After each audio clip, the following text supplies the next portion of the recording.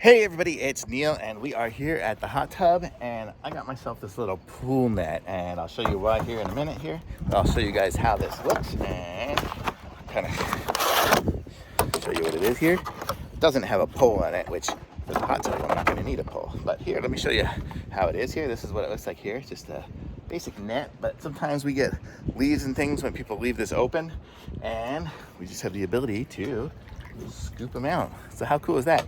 Just a nice little net to be able to scoop out all the leaves and junk and then just shoot them out the side. So that's what we got this little pool net for. So I'm gonna say this is gonna work handy dandy for the hot tub. Also, sometimes the dogs go, we got a whole lake over here.